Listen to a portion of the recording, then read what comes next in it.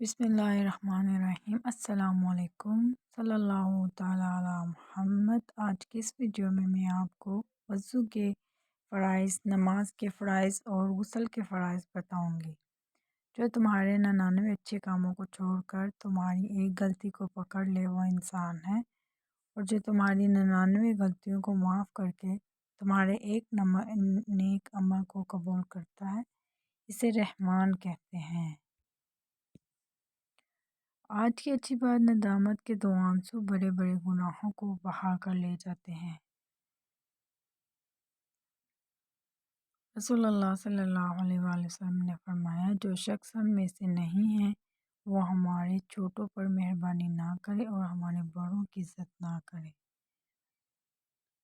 تو آج کی اس ویڈیو میں آپ کو غسل کے، وضو کے اور نماز کے فرائض بتاؤں گی، لیکن اس سے پہلے ایک اچھی بات بتاتی ہوں۔ بس اللہ پر یقین رکھو، وہ تمہیں ویران کنویں سے نکال کر ساری سلطنت کا بادشاہ بنا سکتا ہے، بے شک وہ اللہ ہی ہے۔ تو چلیے چلتے ہیں آج کے ٹاپک کی طرف۔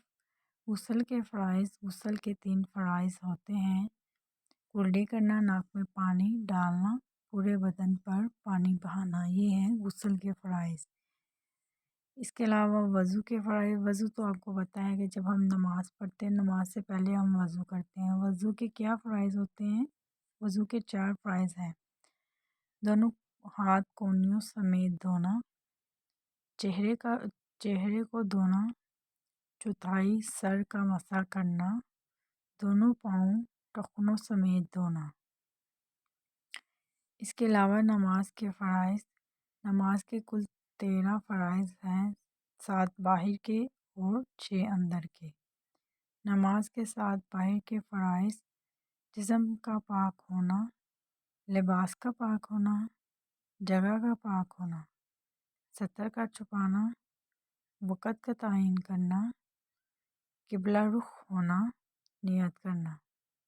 نماز کے 6 اندر کے فرائض: تکبیر تحریمہ کہنا، قیام کرنا، قرات کرنا، رکوع کرنا، دونوں سجدے کرنا، آخری قاعدہ میں تشہد کی مقدار بیٹھنا۔ تو یہ ہیں غسل کے فرائض، وضو کے فرائض، نماز کے فرائض۔ یہ تھی آج کی ویڈیو۔ اچھی لگے تو لائک کریں اور پلیز چینل کو سبسکرائب کریں۔ ملتے ہیں کسی نیکسٹ ویڈیو میں، تب تک کے لیے خدا حافظ۔